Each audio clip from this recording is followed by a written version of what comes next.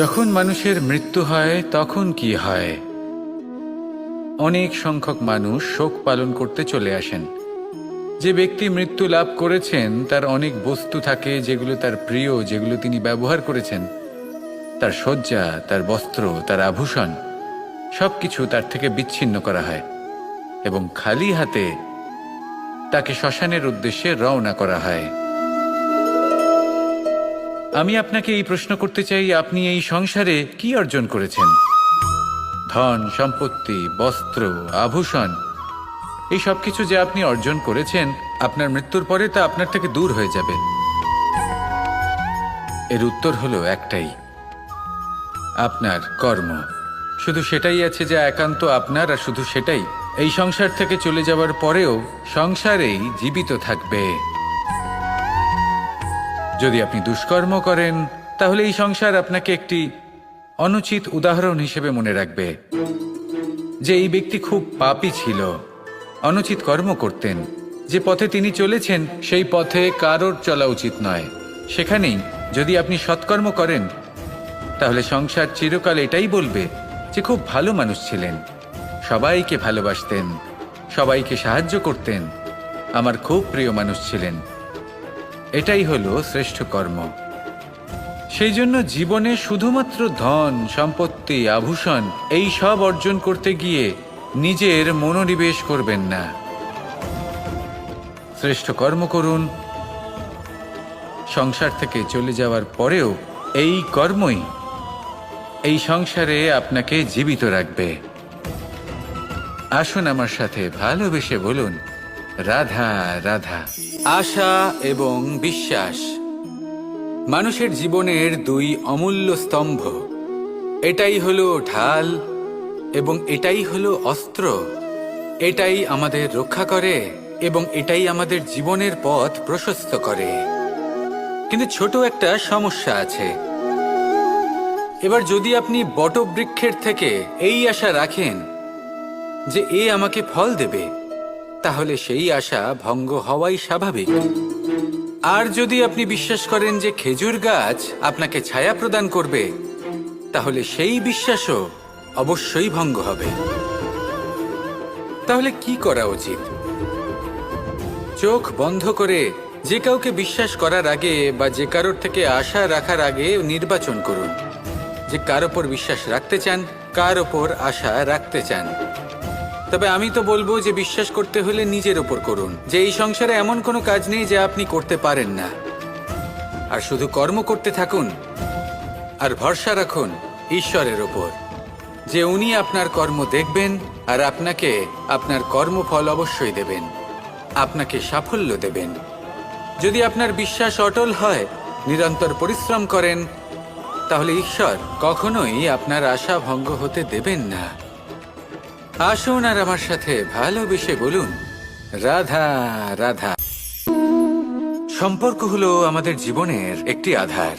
কিছু সম্পর্ক এমন যা আমরা জন্মসূত্রে লাভ করি, যেমন পরিবার, মা বাবা। কিছু সম্পর্ক আছে যা আমরা জীবনে অর্জন করে থাকি, তা সে প্রেমের হোক, স্নেহের হোক বা বন্ধুত্বের।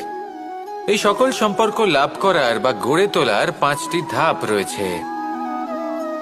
প্রথম ধাপ, কোনো ব্যক্তির সাথে আলাপ হওয়া, তার সাথে কথা বলা বা তাকে দেখা। দ্বিতীয় ধাপ, সে ব্যক্তিকে আমাদের ভালো লাগা। তৃতীয় ধাপ, আমাদের এটা চাইতে শুরু করা যে জীবনে এই ব্যক্তি যেন আমাদের বন্ধু হন, আমাদের জীবনে থাকেন, বা আমাদের কাউকে ভালোবেসে ফেলা আর এটা আমাদের ভাবা বা চাওয়া যে সেই ব্যক্তি যেন আজীবন আমার সাথে থাকেন, আমার জীবনে আমার সাথী হয়ে। চতুর্থ ধাপ, লাভ করা। এবার এই ধাপটি অনেক মানুষের পক্ষেই খুবই সরল হয়, বড়ই সরলভাবে নিজেদের সঙ্গীকে লাভ করে থাকেন। কিছু মানুষের জন্য এই ধাপ অত্যন্ত কঠিন হয়ে থাকে। অনেক প্রতিকূল পরিস্থিতির উপর জয়লাভ করে তারা সঙ্গীকে লাভ করেন, কিন্তু লাভ অবশ্যই করেন। এরপরে আসে পঞ্চম, অন্তিম এবং সবথেকে গুরুত্বপূর্ণ ধাপ। সেটা হলো সেই সম্পর্ক পালন করা। এটা হলো এমন এক বিষয় যা প্রত্যেক মানুষের শেখা উচিত। যদি ব্যক্তি নিজের জীবনে সম্পর্ক রক্ষা করতে শিখে যান, তবে প্রত্যেক সম্পর্ক তার জীবনকে স্বর্গ করে তুলবে। আসুন আর আমার সাথে ভালোবেসে বলুন, রাধা রাধা। জীবনে সব থেকে বেশি মূল্যবান বস্তু কি? ধন, স্বর্ণ, মাণিক্য, আভূষণ? না, এই সব কিছু মিলিয়েও সময়ের এক মুহূর্তের সামনে মলিন হয়ে পড়ে। এক মুহূর্ত যা এক দরিদ্রকে রাজা করতে পারে, যা এক রাজাকেও দরিদ্র করতে পারে। একটি মুহূর্ত যা আপনার আত্মবিশ্বাসকে পর্বতের শিখরে পৌঁছে দিতে পারে, একটি মুহূর্ত যা আপনার অস্তিত্বকে গভীর সাগরে বিলীন করে দিতে পারে। একটি মুহূর্তের খেলা। সব সময় জীবনে সেই ব্যক্তিকে সম্মান করুন, শ্রদ্ধা করুন, যিনি আপনার জন্য সময় বের করে থাকেন। সব সময় সেই ব্যক্তির প্রতি নিষ্ঠাবান থাকুন, যেই ব্যক্তি খারাপ সময় আপনার পাশে দাঁড়িয়ে থাকে। এই সময় সব থেকে বেশি মূল্যবান। আসুন আমার সাথে ভালোবেসে বলুন, রাধা রাধা। আমাদের সকলের কাছে বৃক্ষ অত্যন্ত প্রিয়। আমরা সর্বদাই চাই এই বৃক্ষ যেন সবুজ থাকে, ফুলে ফলে ভরে থাকে, আমাদের ছায়া প্রদান করে, তা যেন সুস্থ থাকে, আমাদের ফল প্রদান করে। আর সেই জন্য আমরা প্রতিদিন সেই বৃক্ষকে জল প্রদান করি। কিন্তু কখনো ভেবে দেখেছেন যে জল তো আমরা বৃক্ষের গোড়ায় দিই, তারপরেও এই জল সেই বৃক্ষের প্রত্যেকটি পাতায় ঠিক পৌঁছে যায়? এটা কিভাবে সম্ভব? কিছুটা এরকমই হলো আমাদের কর্ম। যদি এই পৃথিবীতে থেকে শুদ্ধ মনে সৎকর্ম করেন, এই কর্ম সোজা ঈশ্বরের কাছে গিয়ে পৌঁছয়। যদি শ্রদ্ধা ভাব নিয়ে সমর্পিত হয়ে শুদ্ধ চিত্তে আপনি কাউকে সেবা করেন, তা সে মাতা পিতাই হোক, পরিবার হোক, গুরু হোক, পশুপক্ষী হোক বা সমাজ হোক, তাহলে সেটা সোজা ঈশ্বরের চরণে সমর্পিত হয়। সব সময় শুদ্ধ চিত্তে সমর্পিত হয়ে এবং মনে শ্রদ্ধা ভাব নিয়ে কর্ম করুন। ঈশ্বর নিজে থেকেই এর ফল আপনাকে প্রদান করবেন। আসুন আমার সাথে ভালোবেসে বলুন, রাধা রাধা। পুরাণে আমরা দেখেছি যে মাতা পিতা কতটা মহান হতে পারেন। কিভাবে শ্রী গণেশ নিজের মাতা পিতাকে পরিক্রমণ করলেন এবং পরম পূজনীয় হয়ে উঠলেন। কিভাবে ভক্ত শ্রবণ নিজের অন্ধ মাতা পিতাকে তীর্থযাত্রায় নিয়ে যাবেন বলে নিজের কাঁধে ওনাদের বসালেন এবং বয়ে নিয়ে গেলেন। এরকম অনেক অমূল্য শিক্ষা আমরা লাভ করে থাকি পুরাণ থেকে। কিন্তু এসব কথা হলো পুরাণের কথা। কথা বলা যাক আমাদের জীবন নিয়ে। আমাদের এই জীবনে আমাদের মাতা পিতা কেন আমাদের কাছে এতটা অমূল্য? কেন আমরা ওনাদের এতটা ভালোবাসি? কেন আমরা ওনাদের এত সম্মান করি? আর কেনই বা ওনাদের এতটা সম্মান করা উচিত? মমতার কারণে। মায়ের মনের এক ধরনের মমতা, পিতারও এক ধরনের মমতা। এই দুইয়ের মমতা ভিন্ন, কিন্তু এনাদের দুজনের মমতার কেন্দ্রবিন্দু হলো ওনাদের সন্তান। মাতা মমতার কারণে সকালে তাড়াতাড়ি উঠে পড়েন, খাবার তৈরি করেন, এটা ভাবেন যে আমার সন্তান যেন অভুক্ত না থাকে। অন্যদিকে পিতা ইচ্ছে না থাকা সত্ত্বেও নিজের মমতাবোধের কারণে নিজের সন্তানের প্রতি কঠোর হন, তাকে জ্ঞান প্রদান করেন, শিক্ষা প্রদান করেন, কারণ উনি চান যে ওনার সন্তান যেন পরবর্তীতে উন্নতি করে, কখনো অভুক্ত না থাকে। এটাই হলো মমতা মাতা পিতার।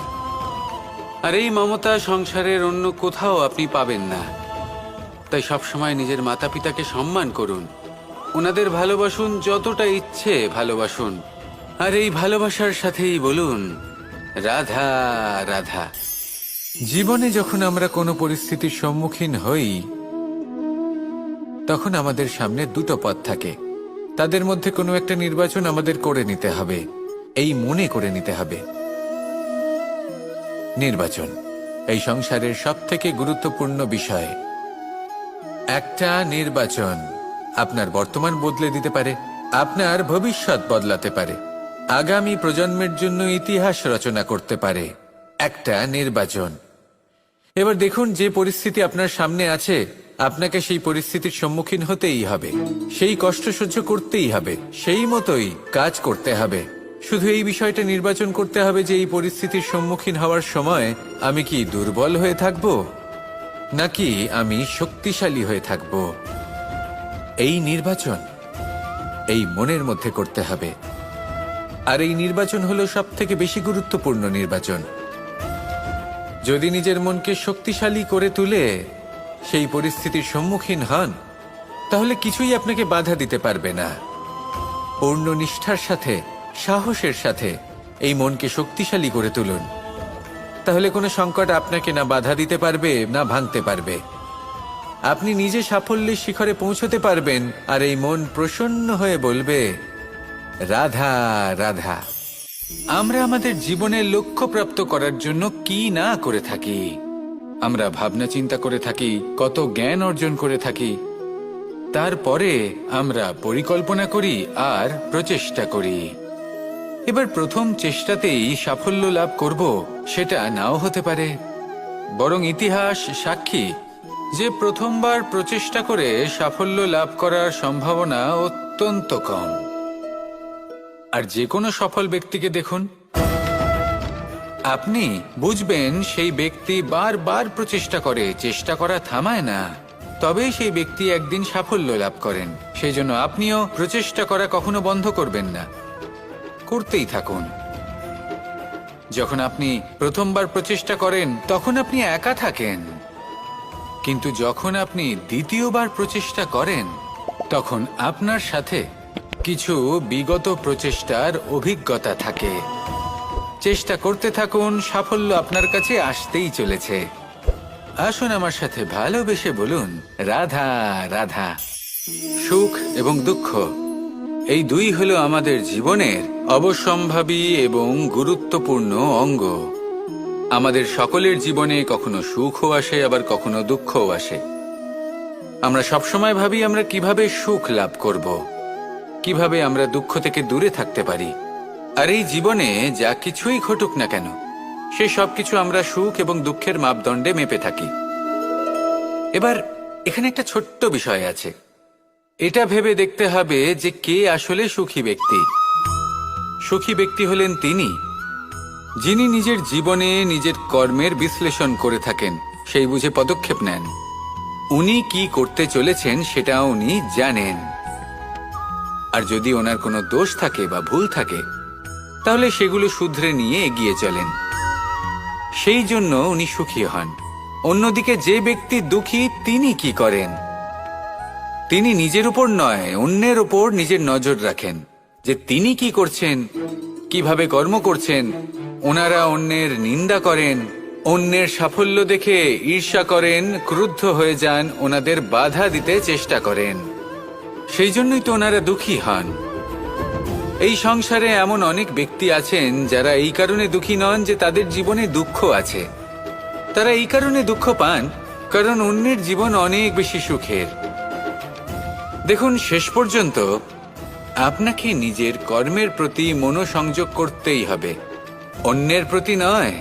কারণ আপনার জীবনে আপনার কর্ম হলো এমন একটা জিনিস যা আপনার নিয়ন্ত্রণে আছে।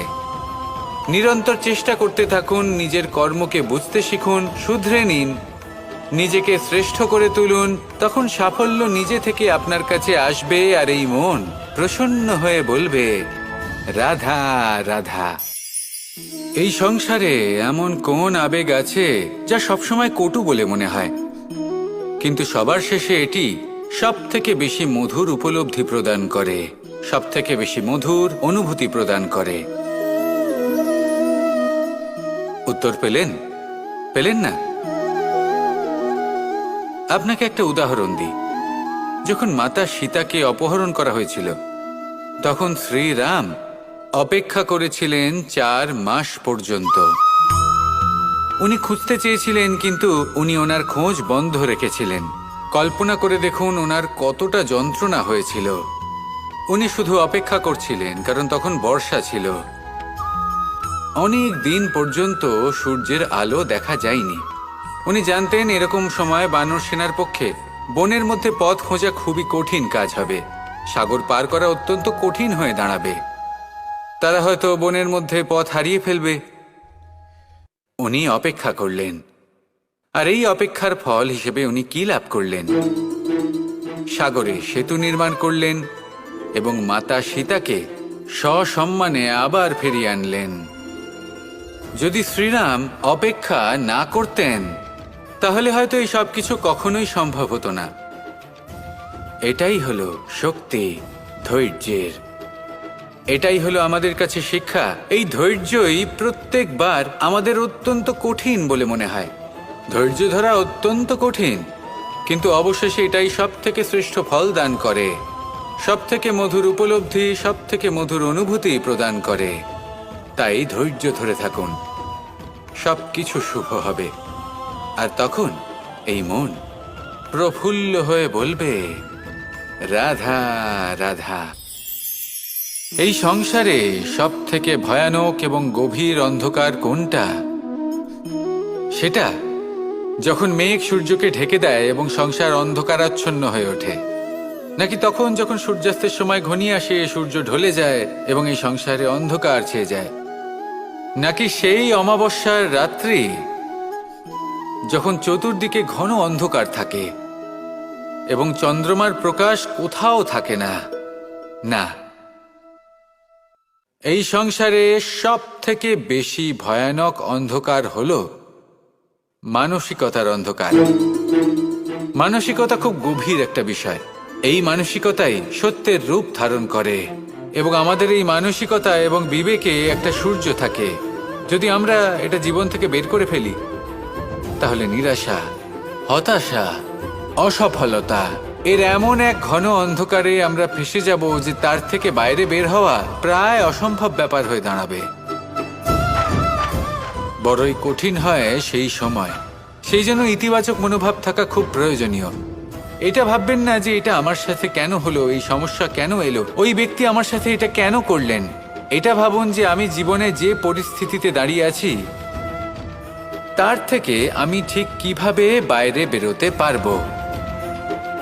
যতই ঘন অন্ধকার থাকুক না কেন, খুব ছোট একটা প্রদীপের প্রকাশ আমাদের পথপ্রদর্শক হয়ে দাঁড়াতে পারে।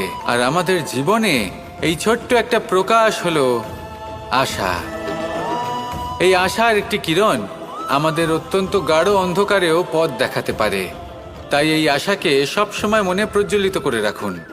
গাঢ় থেকে গাঢ় অন্ধকারের সাথে, কঠিন থেকে কঠিনতর সমস্যার সাথে লড়াই করুন, সামনে এগিয়ে চলুন, আর আমার সাথে ভালোবেসে বলুন, রাধা রাধা।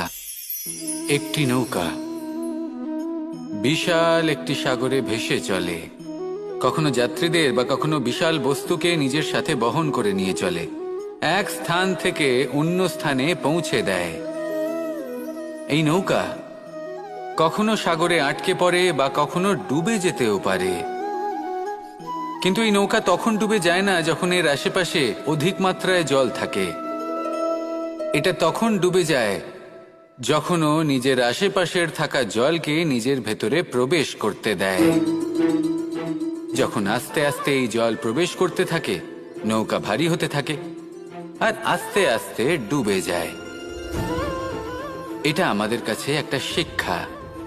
হতেই পারে আমাদের এই সংসারে, আমাদের জীবনে আশেপাশে অনেক বেশি মাত্রায় নেতিবাচক শক্তি থাকবে, ঈর্ষা থাকবে, বিদ্বেষ, ঘৃণা বা ভয় থাকবে, কিন্তু মনের এই নৌকা শুধু তখনই ডুববে যখন আপনি এই নেতিবাচক শক্তিকে নিজের ভেতরে প্রবেশ করতে দেবেন। মনে রাখবেন, এই নেতিবাচক শক্তিকে কখনো নিজের মনে প্রবেশ করতে দেবেন না। প্রবেশ করলেও তাহলে যেন সে সেখানে কোনো স্থান না পায়। শুধু এই বিষয়টা খেয়াল রাখলে আপনার মনের এই নৌকা জীবনের এই সাগরে সব সময় ভেসে থাকবে, আর এই মন প্রসন্ন হয়ে বলবে, রাধা রাধা। আপনারা সবাই একটা গাছের পাতাকে দেখুন। যতক্ষণ পর্যন্ত ও গাছের সাথে, মানে গাছের ডালের সাথে জুড়ে থাকে, সে সবুজ থাকে, বাতাসের সাথে সে নড়তে থাকে। যতক্ষণ পর্যন্ত ও সূর্য থেকে পাওয়া রশ্মির শক্তি গাছে পৌঁছে দেয় ততক্ষণ ও ডালের সাথে যুক্ত থাকে। কিন্তু যখন সেই পাতা শুকিয়ে যায় তখন তার কোনো গুরুত্ব থাকে না। সেই পাতা গাছের ডালে এবং বৃক্ষের কাছে বোঝা হয়ে থেকে যায়। এবং এমন এক সময় আসে যখন সেই ডালটি শুকনো সেই পাতাকে পরিত্যাগ করে। এটাই আমরা এই প্রকৃতিতে দেখি এবং এটাই হলো সত্য। আর এটাই আমাদের জীবনে খুব বড় একটা শিক্ষা। যদি আপনিও নিজের জীবনে নিজের আপনজনদের কাছে বোঝা স্বরূপ হয়ে দাঁড়ান, তাহলে তারা আপনাকে যতই ভালোবাসুক না কেন, ওনারা যদি নাও চান, তাহলেও এমন এক দিন আসবে যখন আপনার আপনজন আপনাকে পরিত্যাগ করবে। সেই জন্য সবসময় আত্মনির্ভর হয়ে ওঠার চেষ্টা করুন। নিরন্তর পরিশ্রম করতে থাকুন, কারোর ওপর বোঝা হয়ে থাকবেন না, বরং তার সাথে মিলে দায়িত্ব পালন করুন। এমনটা করবেন, তাহলে আপনার সম্মানও বজায় থাকবে এবং সম্পর্কের মধ্যে আপনার মূল্যও বজায় থাকবে। আসুন আর আমার সাথে ভালোবেসে বলুন, রাধা রাধা। আমাদের মধ্যে এমন অনেক মানুষ আছেন যারা বই পড়তে পছন্দ করেন। অনেক মানুষ আছেন যারা ভিন্ন ভিন্ন রকমের কাহিনী পড়েন। এবার পড়তে পড়তে মাঝে এমন একটা অধ্যায় অবশ্যই আসে যা আমাদের হৃদয় স্পর্শ করে যায়। আমরা হৃদয় যন্ত্রণা অনুভব করি, তাও আমরা সেই কাহিনী শেষ পর্যন্ত পড়ি এবং তখন আমরা বুঝতে পারি যে সেই যন্ত্রণাময় অধ্যায়টি কেন এসেছিল, তার থেকে আমরা কি শিক্ষা পেলাম এবং আমরা অবশেষে লক্ষ্যেও পৌঁছলাম। কিন্তু যদি সেই যন্ত্রণাদায়ক অধ্যায়টিতে আপনি থেমে যান, আপনি যদি এটা ভাবেন যে আমি আর পড়তে পারবো না, তাহলে আপনি জানতেও পারবেন না যে পরবর্তীতে কি হতে চলেছে। এই মন দুঃখে ভরে উঠবে, মনে প্রশ্ন আসতেই থাকে যার উত্তর আমরা পাই না, নিজেদের লক্ষ্য বুঝতেই পারি না। এইভাবেই আমাদের জীবনেও যদি এমন কিছু হয় যা অত্যন্ত দুঃখজনক, যদি এমন কোনো কঠিন অধ্যায় আপনার জীবনে আসে, থামবেন না। তাহলে আপনার জীবনের কাহিনীর একটি যন্ত্রণাদায়ক দুঃখজনক অধ্যায় মাত্র। শেষ পর্যন্ত এই কাহিনীতে টিকে থাকুন, কর্ম করতে থাকুন। আপনি বুঝতে পেরে যাবেন যে এই কঠিন পরিস্থিতি আপনার জীবনে কেন এসেছিল। আপনি শিক্ষাও লাভ করবেন এবং লক্ষ্যও লাভ করবেন। আসুন আমার সাথে ভালোবেসে বলুন, রাধা রাধা। যখন আমরা মৌন থাকি তখন আমরা কতটা শক্তি ব্যয় করি, বিন্দুমাত্র নয়। সেখানেই যখন আমরা রুষ্ট হই তখন আমরা কতটা শক্তি ব্যয় করি। আমাদের রক্ত গরম হয়ে ওঠে, চোখ থেকে যেন অগ্নিবর্ষা হয়, আমরা চিৎকার করতে থাকি, জোরে কথা বলি, কখনো কখনো আমরা অনুচিত কর্ম করে বসি। সবকিছুই ক্রোধের বশে করি।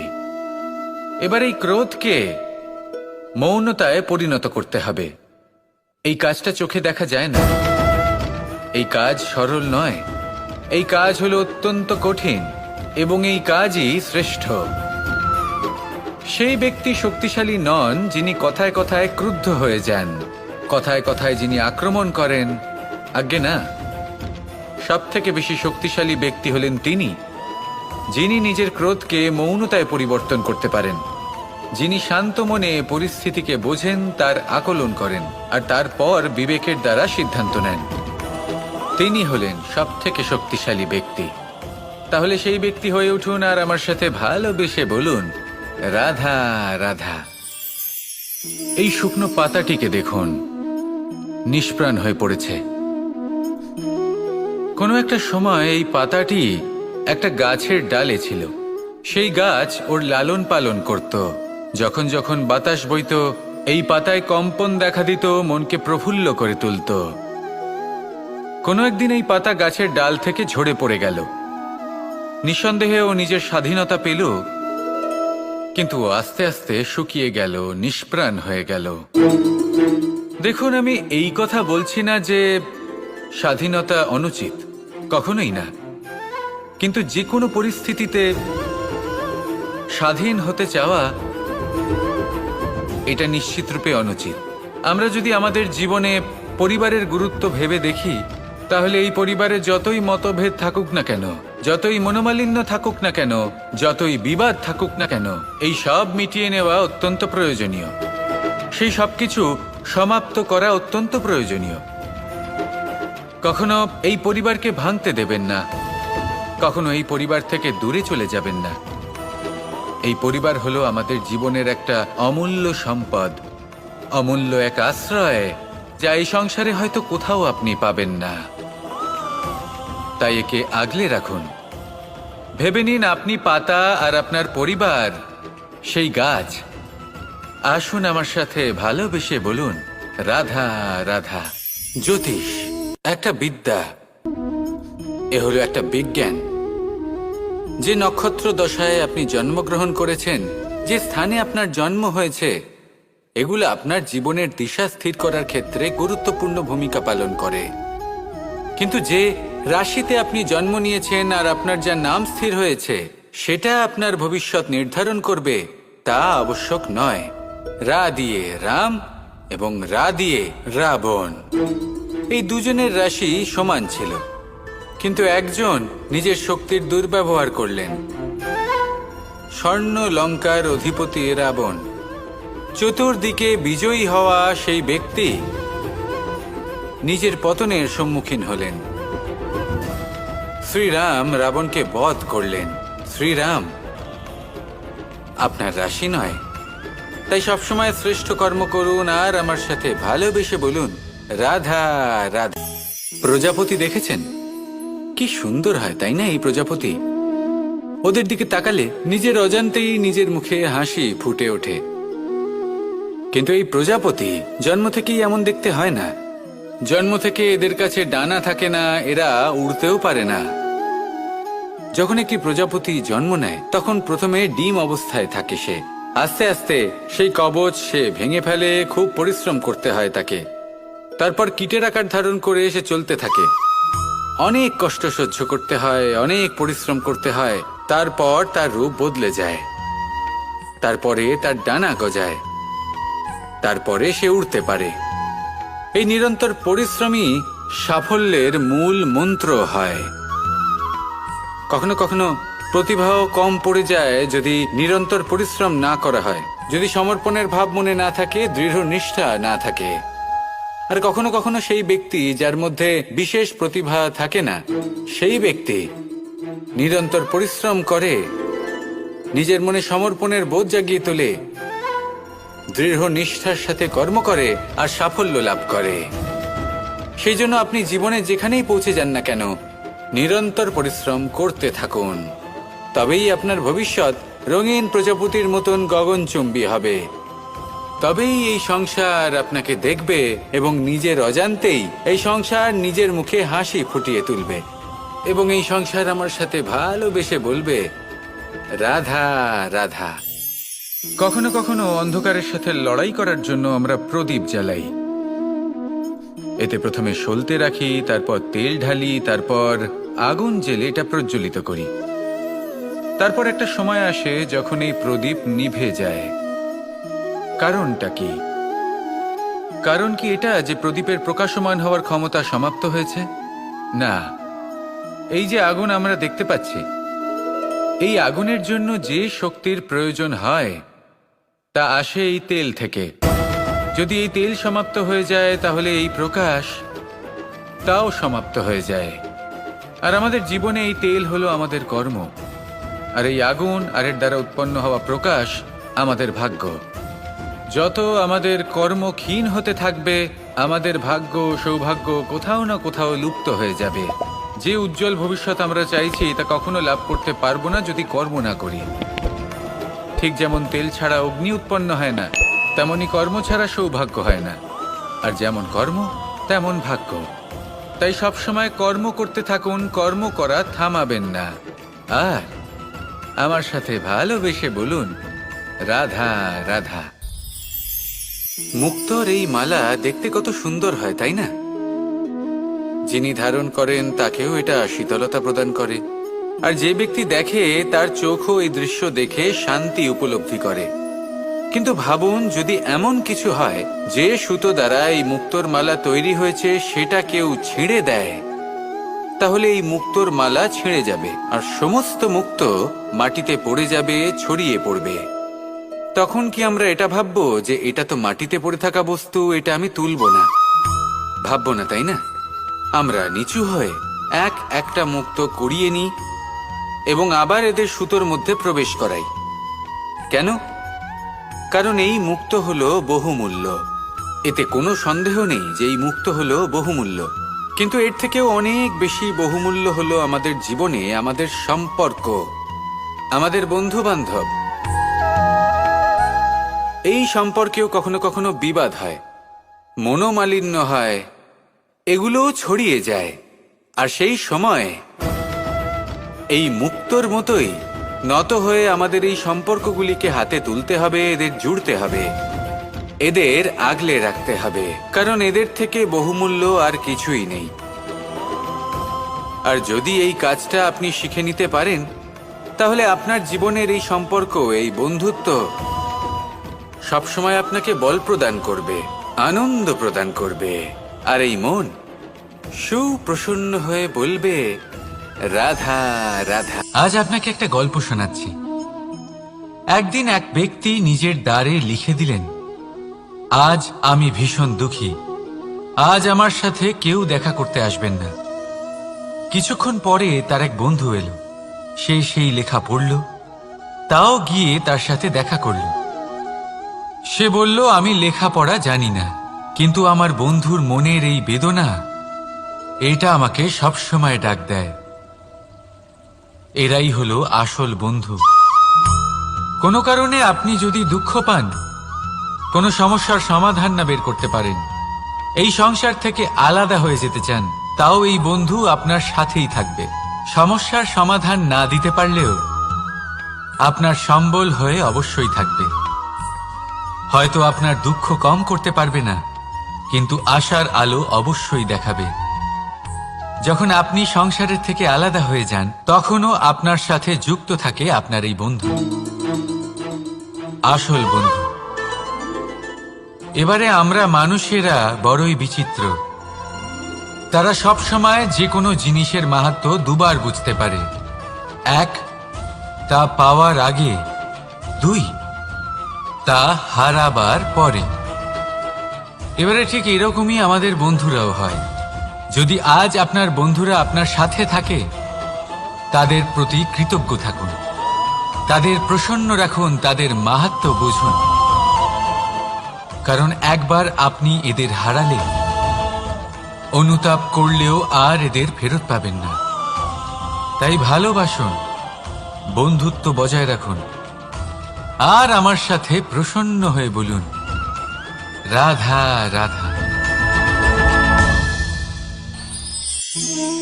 আমাদের মধ্যে বহু মানুষ মাঝে মাঝে নিজেকে অকর্মণ্য মনে করি, ভেবে নিই যে এত চেষ্টা করার পরেও কিছুই পেলাম না, আর হয়তো পরেও কিছুই পাব না। আর সেই জন্য নিজের জীবনের সমস্ত বোঝা অন্য কারোর কাঁধে চাপিয়ে দিই, নিজের ওপরে বিশ্বাস হারিয়ে ফেলি। কেন বুঝতে পারেন না এই কথাটা? যে যতক্ষণ না পায়ে কোনো কাঁটা ফুটবে, ব্যক্তি কি করে বুঝতে পারবে যে এরপর থেকে নিচে তাকিয়ে চলতে হবে? সূর্যকে নিজে জ্বলতে হয় যাতে বাকিদের প্রকাশ দিতে পারে সে। রাতের অন্ধকারের সাথে লড়াই করার জন্য চন্দ্রিমাকে আকাশে একা উজ্জ্বল হতে হয়। নদী নিজের যাত্রা কি করে করে, নিজের পথ কি করে নির্মাণ করে? সে পাথরের সাথে লড়াই করে তা বানায়। যদি স্বয়ং আপনি নিজের সাহায্য করতে অক্ষম হন, তাহলে নিশ্চিতভাবে আপনার এই জীবন ব্যর্থ হয়ে যাবে। তাই মনে রাখবেন, এই সংসারে নিজের জীবনের ভার নিজের কাঁধেই বহন করতে হয়। অন্যের কাঁধের ওপর শুধুমাত্র পরলোক যাত্রা হয়। সেই জন্য এই সংসারে জীবিত সেই যে আত্মনির্ভর।